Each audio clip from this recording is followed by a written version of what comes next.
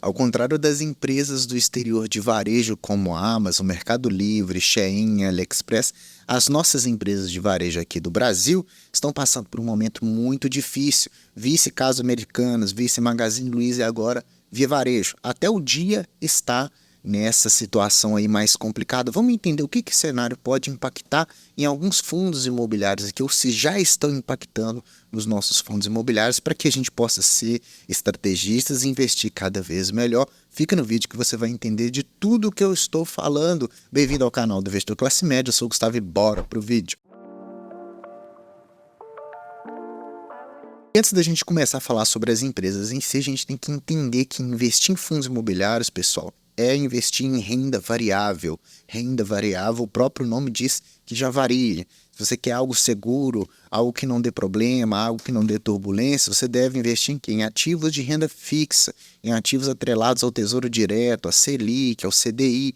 Nisso, os rendimentos eles são um pouco menores, mas são rendimentos lineares e você não corre o risco da volatilidade, ondulação de preços sobre os ativos que você está investindo. Então, ao contrário do que é pregado, o investimento dos fundos imobiliários, ele sim deve ser analisado com investimentos com certo risco, tá certo? Certo risco que traz também um retorno benéfico para a gente como investidor. Então fica atento a isso, tá? Não olhe os fundos imobiliários como se fosse um rendimento super seguro de renda fixa, tá? Eles têm os seus burburinhos, cabe a você traçar melhores estratégias que competem com o seu perfil de investidor, ter um pouquinho de cada coisa, ter uma certa diversificação, tá? Mas vamos lá, vamos entender o que está acontecendo aqui primeiro, porque os pedidos de recuperação judicial subiram 94,7% no mês de março, somando 183 pedidos, e esse pedido já vem crescente ali em fevereiro, janeiro, dezembro teve um pouco menos, mas a gente percebe que as empresas têm passado por grande dificuldade. Caso referido também aqui das Casas Bahia, a gente entende desse pedido extrajudicial de recuperação num valor de 4,1 bilhões. O que isso quer dizer, pessoal? Quer dizer que a Casas Bahia, devido a baixa produtividade, devido à recorrência de prejuízos com o passar dos trimestres, teve que renegociar suas dívidas. Então, ela tem uma dívida muito grande de curto prazo, então ela teve que estender essa dívida para que ela pudesse traçar algumas estratégias diferentes para poder arcar com essas dívidas, para não incorrer em uma recuperação judicial. Então, essa recuperação extrajudicial visa dar um pouco mais de fôlego para a empresa, para que ela possa traçar estratégias para rentabilizar a casa e, com isso, pagar as suas dívidas no devido prazo, tá bom? Mas quem sabe sobre a Via Varejo, que é conhecida como BHIA3 na Bolsa de Valores, viu que ela teve ali as suas ações corroídas em 92,96% com o passar dos anos, só que depois desse anúncio extrajudicial, as ações subiram bastante, porque isso foi bem quisto pelo mercado. Então quer dizer que a empresa não está largada, quer dizer que a empresa não deixou de arcar com as suas pendências e está planejando um futuro, né? E com isso, eu peguei aqui 3 fundos imobiliários que estão atrelados a Casas Bahia e ver o que esses fundos dizem para os investidores ou como está a situação financeira desses fundos imobiliários. Vamos ver aonde que isso é impactado. O primeiro é o XPLG, que é um fundo imobiliário de logística, onde ele aluga os galpões, parte desses galpões para os inquilinos. E o interessante da gente analisar o XPLG é porque grande parte da receita é vir dos locatários de varejo. 63% de tudo que o fundo imobiliário recebe é do comércio varejista. Então, desses 63%, a gente incorre que 14% está ali na Via Varejo, então, ou Casas Bahia, tá? Então, incorre que ela tem uma participação bem relevante nesse fundo imobiliário com relação às suas receitas. Se ela deixa de pagar essas receitas, o fundo pode ser impactado, isso pode diminuir os dividendos, pode fazer preço na cota, pode desanimar o mercado e causar ali todo um transtorno para o próprio fundo. Tá? Com isso, a Via Varejo ela tem 2 galpões, um em Pernambuco e no Rio Grande do Sul, com uma área bruta locável de 56 mil metros quadrados em um e 38 mil metros quadrados em outros, e os seus contratos vão de 2034 até 2035, então são contratos um pouco mais longos. Tá? O interessante do XPLG é que ele tem uma certa diversificação regional bastante diversificada, né? Digamos assim, com, claro, maior peso ali, 46,4% em São Paulo, depois a gente tem o Rio de Janeiro com 14%, Minas Gerais com 7,5% e o restante nas demais capitais aí. Então essa diversificação, de certa forma, permite poder captar mais inquilinos, né? E de qualquer forma, desses 46 locatários que o XPLG tem hoje, ele conta com uma inadimplência de 12,2%, tá? Então essa inadimplência pode estar aí afetando o rendimento desse fundo imobiliário. Mas o que mais impacta o XPLG, por incrível que pareça, não são as Casas Bahia ou Vivarejo, são o supermercado, a rede de supermercados Dia, né, que você já deve ter visto aí na sua região. A justiça aceita a recuperação judicial da rede Dia, e isso foi em 14 de março, que anunciou o fechamento já de 343 lojas das 587 existentes. Então, a rede Dia, que estava espalhada por todo o Brasil, vai planejar ficar somente no estado de São Paulo, e ela, por passar tantas dificuldades financeiras, teve que pedir a recuperação judicial, e isso impacta, ao contrário das Casas Bahias, que revê essa extrajudicial para poder traçar novas estratégias. O Dia já buscou mais a questão da recuperação judicial. Então, isso impacta diretamente no XPLG 11, aqui entendendo a carta do gestor. Vamos entender que o fato relevante que ele nos disse em 25/3/2024 sobre essas inadimplências, tá? Então foi um comunicado pelo Dia Brasil Sociedade Limitadas, que é o Supermercados Dias, da rescisão antecipada do contrato de locação do imóvel situado em São Paulo, tá? Em Americanas. Tá? O nome do galpão é CD Americanas. E também ajuizamento da ação de recuperação judicial pelo Dia. Então, o que ele vai fazer? Em um galpão, ele vai sair, pedir rescisão desse contrato, tá? Lembrando que é um contrato atípico, e esse contrato atípico ele deve ser pago todos os meses restantes. Então, se eu aluguei por um ano, se eu saio no terceiro mês, eu vou ter que pagar todo o restante para o fundo. Então, esse é o benefício do contrato atípico. Então, continuando aqui, também o ajuizamento da ação de recuperação judicial pelo Dia. Em razão da rescisão, o Dia deverá incorrer no pagamento das verbas rescisórias, que é o que eu disse, né? Com o restante dos pagamentos vigentes aí.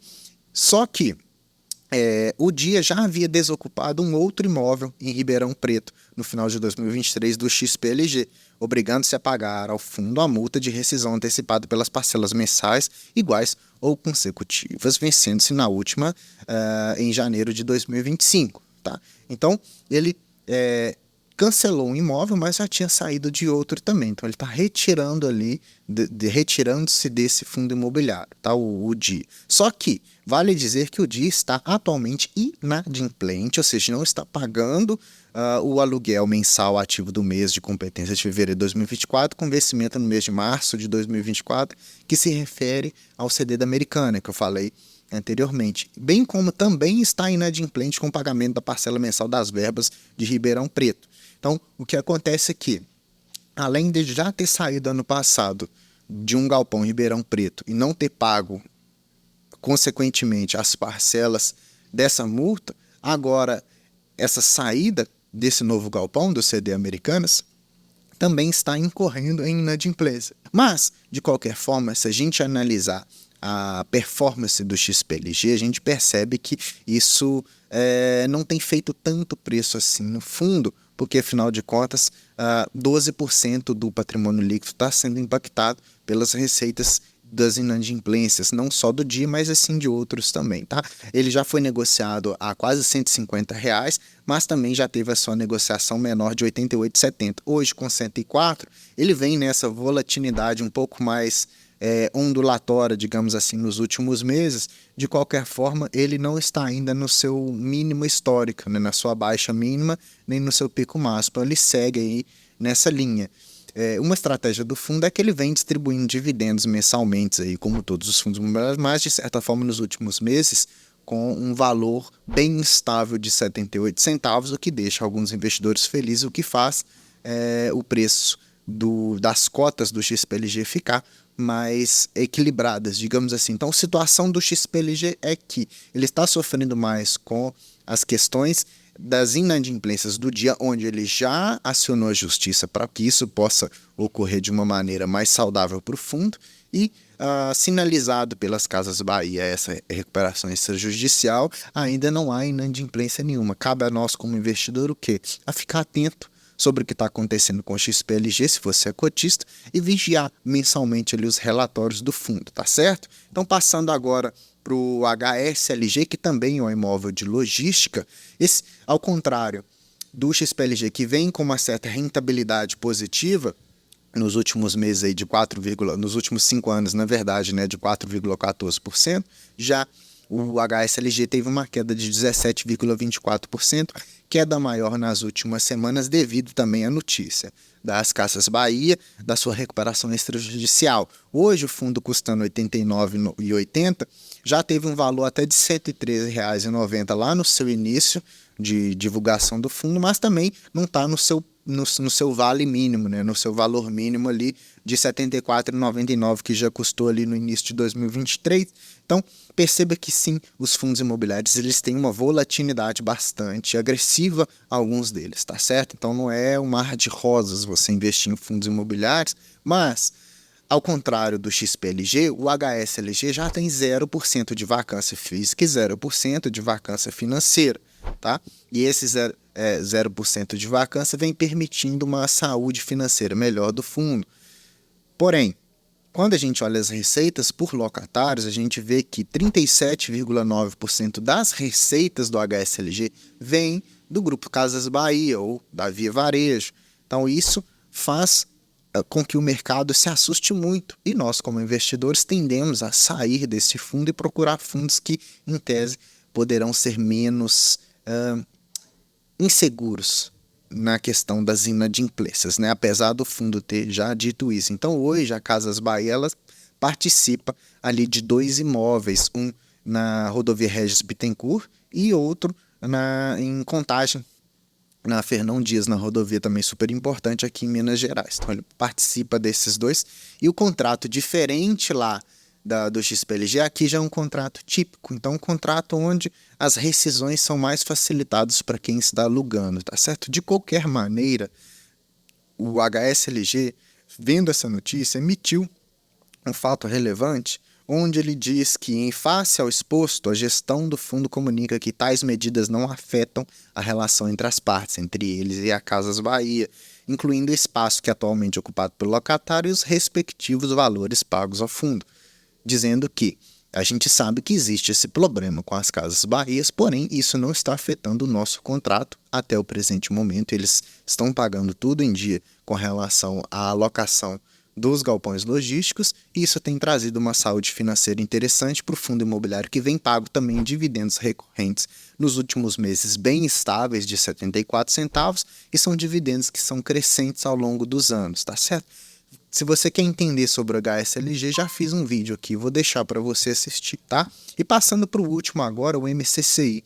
Diferente do XPLG e do HSLG, o MCCI não é um fundo de logística, ele é um fundo que está ali mais para os CRIs e ele tem outras cotas de outros fundos imobiliários. Então é um fundo meio misto, né? Ele tem 80% em CRIs e 11% em outros fundos imobiliários, tá bom? Tem bastante caixa, 6% em caixa, para dar uma proteção para o fundo imobiliário, né, para que ele consiga ter uma saúde financeira ok, e ele tem 3 CRIs das Casas Bahia, né, que é o CB, Grupo Casas Bahia ou Via Varejo. Então ele tem o CB1, que está logo abaixo, tem o CB2 e o CB3, todos atrelados ao IPCA, ou IPCA mais 6 ou IPCA mais 7. Não é um valor exorbitante, mas também não é uma taxa tão barata assim quando você paga IPCA mais 7, né, digamos assim.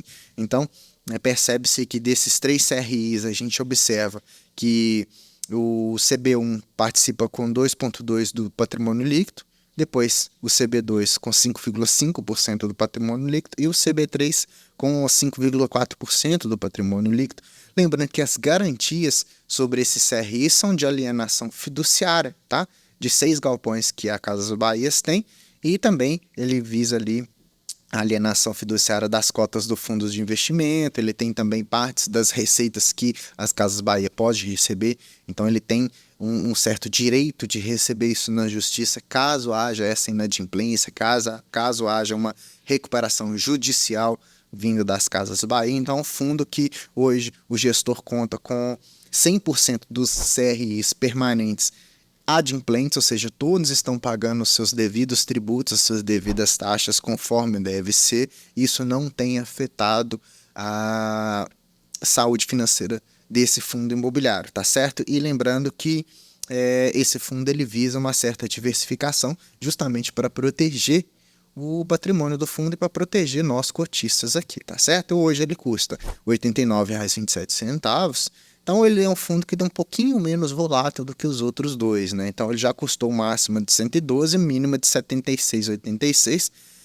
Só que nas últimas semanas ele vem ali arrastando um pouquinho de lado com essa última queda após a notícia da Via Varejo. Então observa que o mercado ele tem se tornado muito reativo às notícias devido também a um grande trauma que sofremos quando tivemos a notícia do rombo ali das Americanas, né? Então qualquer notícia do varejo vai impactar bastante, tá? Então cabe a você como investidor analisar a sua estratégia de investimento e aproveitar esses momentos de queda para fazer novos aportes ou você sair de um fundo e investir em coisas que vão te deixar mais tranquilo, tá certo?